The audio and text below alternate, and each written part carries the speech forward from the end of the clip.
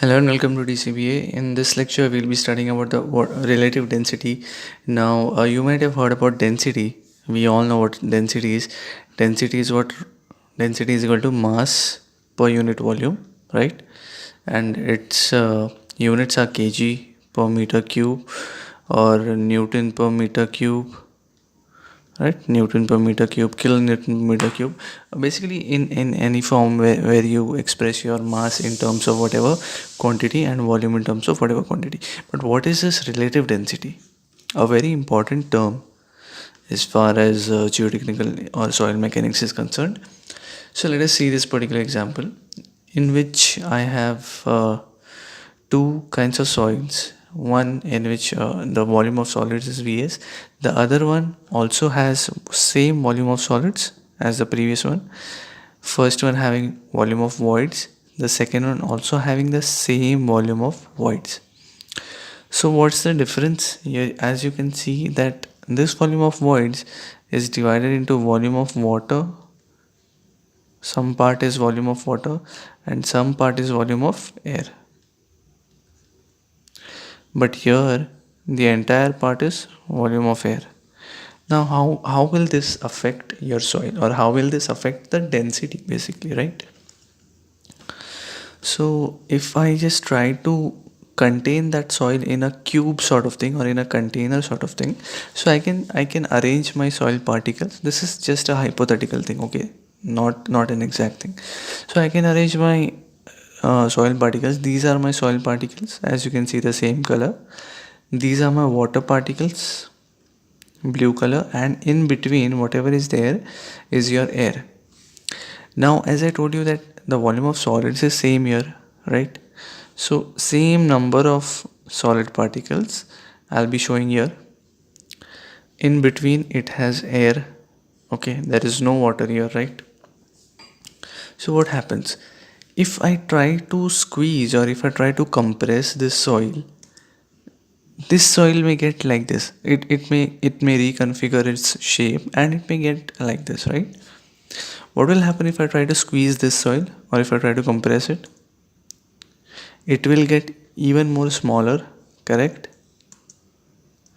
Now if I try to put a load on it, correct, if I when I squeeze it or when I compress it, after compressing it has attained this shape, and now if I'm trying to put load on it, what will happen? The load will dissipate through the solid particles as well as through the water particles. Now water is, as you know, water is not capable of taking loads, so these solid particles will slide over each other due to these water molecules. These water molecules will expel out because of the load and because of the pressure, hydrostatic pressure which is going to come on those molecules. It will expel out, right? But what will happen in this case? The load path is going through all the solids. So you see that this is a less dense deposit and this is a very dense deposit, and it can take heavy loads. So though the volume of entire soil, or volume, when I say soil, it is made up of solids as well as the volume of voids. So even if the volume of the entire soil here is same as volume of the entire soil here, still the relative density of this is more than this. Are you understanding? Because after this compression effect, the volume has decreased, and if volume has decreased, this term has to increase, right? If the denominator is decreasing, the density has to increase. Yes or no? So this is a dense deposit and it can take heavy loads. So this is a relative density. We call it as relative density, not the actual density. The actual density, if I have to take, then the mass of the entire thing, mass of this soil plus mass of this soil divided by the total volume is same for both, right? Consider a case in which the volume of solids is 1 and volume of voids is equal to, like you have compressed it to the farthest extent, and there is only air remaining in the volume of voids. So this soil cannot be more compressed. So this is the minimum void ratio that you can achieve. Minimum void ratio means these voids, as you can see, these white particles or this white space in between, that will be minimum. Then let's say that this is a natural void ratio. A soil which is occurring in the ground may occur in this natural void ratio. Okay, and this is a maximum void ratio in which your solid particles are very further spaced with each other, and this void, as you can see, has increased. The gap has increased. So this is maximum, natural, and minimum. The relative density is given as, the formula is maximum void ratio minus the natural void ratio divided by maximum void ratio minus minimum void ratio into 100. Very simple. Max minus natural upon max minus minimum into 100. If I want to express this in terms of the mass density, then what? Dry density is basically nothing but the bulk density divided by 1 plus E. Okay. No, this actually, the formula comes from like this. Any kind of density is what? Rho W into G plus SE divided by 1 plus E.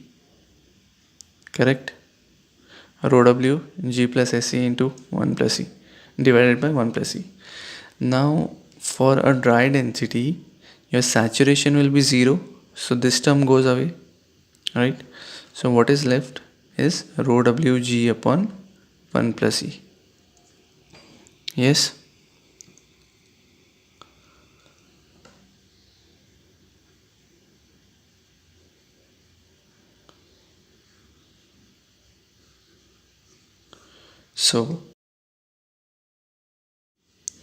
So what we have here is E is equal to G rho W by rho D, and that is dry density, minus 1.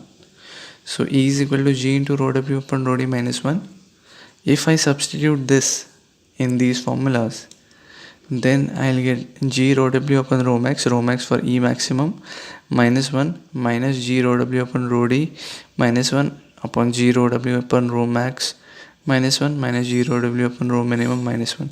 If you simplify this, you will get a formula in terms of its natural densities or its dry density. So rho max upon rho D into rho D minus rho minimum upon rho max minus rho minimum, the entire thing into 100. So these are the formulas that you need to remember for relative density. Let us try to solve a question. Relative density or density index is the ratio of the difference between the void ratios of a cohesion-less soil in its loosest state and existing natural state to the difference between its void ratio in the loosest and densest states. So denseness, if the relative density is given to me, and if relative density is less than 15, it means that it's a very loose soil and you cannot put much load on it. If the relative density is between 15 to 35, I can say it's loose. If it's between 35 to 65, I can say it's medium dense, 65 to 85 dense, and 85 to 100 very dense. Okay, so this is about the relative density concept, and I hope you understood this concept. We'll meet in the next video lecture in which I'll explain you the plasticity characteristics. Till then, take care. Bye bye.